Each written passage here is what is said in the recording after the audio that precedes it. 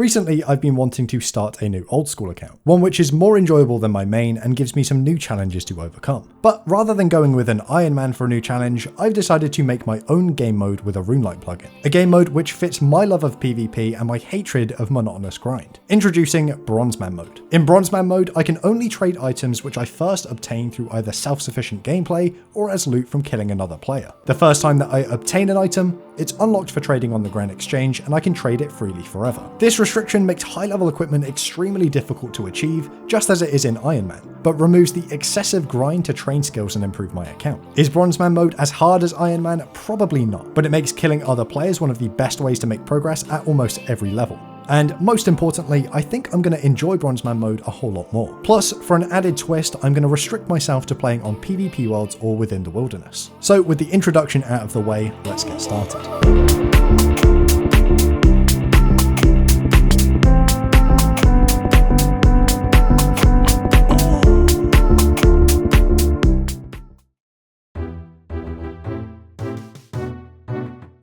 Now, you are probably wondering, how does this whole Bronzeman RuneLite plugin thing work?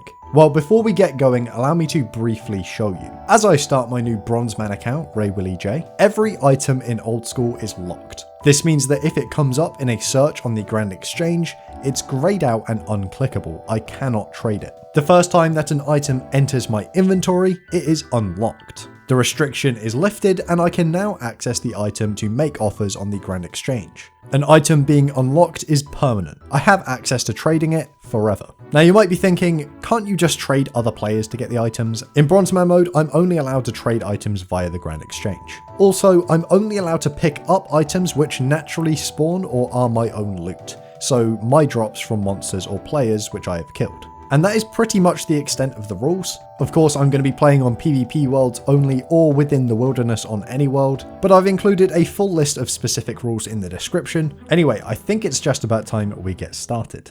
Going into my new account, I realized that the early levels of Bronzeman were going to be pretty uneventful. There just aren't that many item hurdles for achieving the basics. It's once I start the hunt for the spec weapons and gear I need that the fun and the challenge truly begins. So starting out on my Bronzeman, my goal was to get to the stage where I could PK as soon as possible. That means getting the core stats, quests, and most importantly, item unlocks out of the way in a reasonably short period of time. However, I realized that I had a limited, one-off window where I could get some very high-level unlocks, killing level 3 looters. In PvP worlds, this is something which I'm able to do until I reach level 19 combat. This is the best opportunity I have to get some early unlocks of very high-level items. Items such as stamina potions, teleport tabs, and even high-level food like sharks and Karam ones. Plus, I can earn some starting cash and maybe even get lucky with some weapon and armor unlocks. So after I landed in Lumbridge, my plan was simple. Sell some store-bought items on the Grand Exchange to make a bit of starting money, buy the needed staff and runes for low-level strike spells, then head to Bounty Hunter and PvP worlds to take out some low-level looters. Right, Betty, give me your hats, mate. How long are these going to take to restock? Oh man, I did not think this through. Okay, that wasn't too long, but a full inventory is going to take bloody ages. Okay, so we turned 73 GP into 4.4k. Not a bad start. So after I'd finished my flip of the century, I bought some mind runes and some air runes, got to level 4 mage, and then started killing some looters. Come on, he's so low! Give me a hit. Oh, for God's sake! And I'm level 6 now. Oh yes, finally. Tell me he had some food. Dragon knife. No, I've unlocked dragon knives already, but got no food. That is wonderful. And I'm still splashing. Right, that's it. I'm going to hop back to 25, head back to the GE, and try my luck there, because the level range is just making it too difficult. But I did unlock dragon knives, which is going to be extremely useful. So after I returned to the Grand Exchange, I immediately died. But it was no great loss, so I decided instead I was just going to make a bit more money than I had before, so that I could focus fully on just killing looters all the way through until I was level 19 combat. So I went to Catherby, flipped some spades, and started burning through level 3s. Oh, did I just get a kill? Finally. No loot, I bet. What did I get? Amethyst arrow, that's actually not terrible. Come on, Jagex. Sort me out. There we go, finally. Why did I eat a lobster for 3 HP? What do I get? Amethyst energy potion. Yes. Holy crap. That is such a relief. That is going to change the game. 2 Mary. Yeah. Is that one hit? No, not quite. Might be a kill though. There we go. Beautiful. Let's see what we got this time. Phoenix necklace. Dragon Knife P. Telly to house again. I don't think any of that's particular. Oh my goodness. Stamina potion. Holy crap. And a ring of recoil. That's another amazing kill. Holy crap. Thank goodness for that. Some really sick loot. Stamina potion. That's arguably the most important thing to unlock on this account quite early on. Because obviously run energy being a pain in the ass, especially on a brand new account with low agility. That's going to be super useful. Well, that's a kill. Don't know if he had anything. Green D'hide chaps, that's nice. Magic shortbow. Oh my goodness, that was a great kill. Bone dagger. Amethyst arrow. Super combat pot. Is that a kill? That's a kill. Hey. Easy game.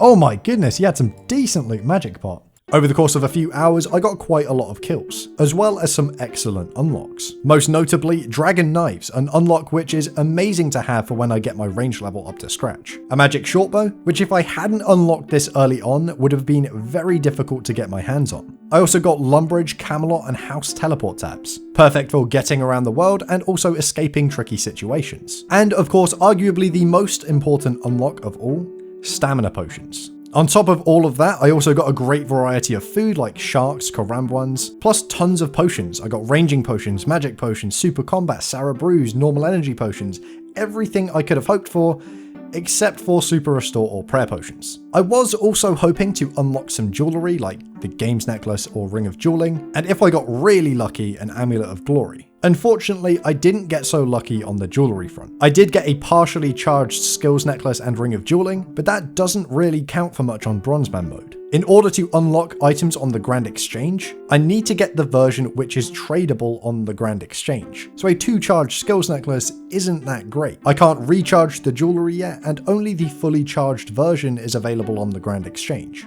After a few hours, my magic and hit points leveled up enough to put my combat at 19. This meant that killing level 3 looters was no longer possible, and it was time for me to start with some questing. Before I truly dove into questing, I wanted to get 2 more important unlocks which would help to no end. The Ring of Dueling and the Games Necklace. With my magic level and starting cash, this was an easy enough accomplishment. The gems in the Cosmic Room were easy enough to buy from shops, with the gold bar being unlocked as a reward from Goblin Diplomacy. And of course, achieving the crafting level was a piece of cake once I had the gold bar. I completed Sheep Shearer to hit 5 crafting, and then made gold rings and amulets until I had the needed level. And there we have it, 2 of the most important low-level unlocks out of the way. And this is where the questing grind truly began. My early goals for questing were predictable. Before I can really start training range, I need an accumulator, so Animal Magnetism is the first major quest unlock. I also wanted to complete Tree Gnome Village and the Grand Tree to get the Gnome Gliders and Spirit Trees, and beyond that, I also wanted to race through a few of the low-level quests for quick quest points. 32 quest points would allow me to start Dragon Slayer and get myself an anti-dragon shield. So I got started with as many quick, easy quests as I could. And as expected, there really weren't any significant hurdles for these lower level quests. I raced through Cook's Assistant, Restless Ghost, Romeo and Juliet, Rune Mysteries, Witch's Potion, Witch's House, Vampire Slayer, Waterfall Quest, Fight Arena, Tree Gnome Village, and after training to 30 firemaking, Sea Slug. At this stage, I realised that I was just a few quest points away from 32. I also realised that I was burning through staminas at a rate that I couldn't possibly afford, so I decided to finish off 32 quest points with Druidic Ritual, and then go to Lava Dragons to make some money. The grind at Lava Dragons was lucrative.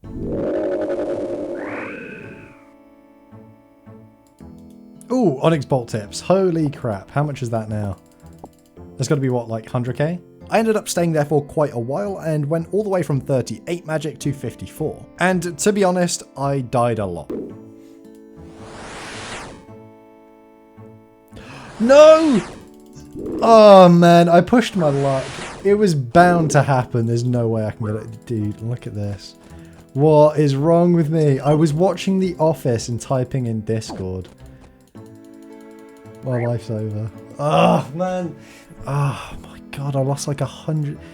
I lost my entire bank in loot. The kills are so slow with Fire Strike, and at a low combat level, 10 PKs will come past and maybe one of them will be able to attack you. So you get lulled into a false sense of security thinking no one's gonna come past, and then the second you stop paying attention, bam, you get one banged by a D-bolt. Regardless, I came away with a cash stack of over 750k, as well as a 36 prayer. Plus, I unlocked a rune axe, which is definitely going to come in handy down the line. With a hefty chunk of cash in hand, I was ready to continue questing. First up, I got Death Plateau and Dwarf Cannon out of the way, shortly followed by Doric's Quest and the Knight's Sword for the XP rewards. 29 smithing allowed me to complete the Tourist Trap, skipping me straight from level 1 agility to level 26. A welcome improvement which also allowed me to complete the Grand Tree and unlock Gnome Gliders. Next up, I got Plague City out of the way. On top of unlocking Ardy Tally, it bumped me up to level 18 mining, and that allowed me to complete the Lost Tribe. After the Lost Tribe, I thieved myself the 2 full ham sets required for Death to the Dorgeshuun and got that quest out of the way as well. This was a very important quest to complete as it unlocked the Bone Crossbow and Bolts, a great weapon to have for low level ranged. And at this stage I was very near the point where I could complete Animal Magnetism. But outside of a couple of simple quests, I still needed level 19 Slayer and level 30 ranged. I decided that the best strat would be to quest most of the Slayer level. With the Recipe for Disaster Dwarf subquest, Client of Kourend, and the Varrock Museum quiz, I was able to get level 18 Slayer. And just a few Moss Giant kills later, I was level 19. After that, I completed Ernest the Chicken and Priest in Peril. Completing Priest in Peril gave me access to Swamp Crabs, which until I watched Settled Series, I had no idea how good they were for range training. Their negative range defense makes them excellent at low levels. So I unlocked Iron Knives, bought a bunch, and then went to Swamp Crabs until I hit level 30. And with that out of the way, I was ready to complete Animal Magnetism. Except,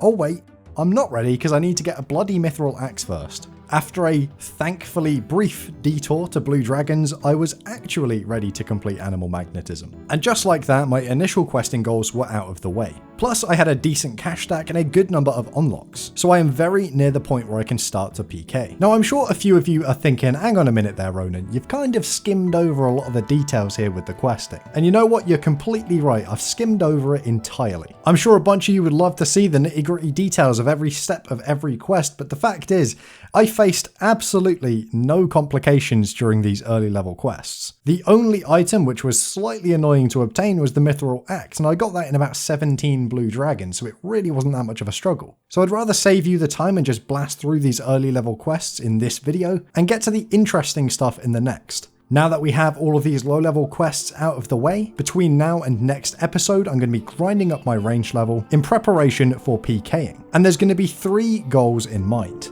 the hunt for the Granite Maul, the Rune Crossbow, and the Amulet of Glory.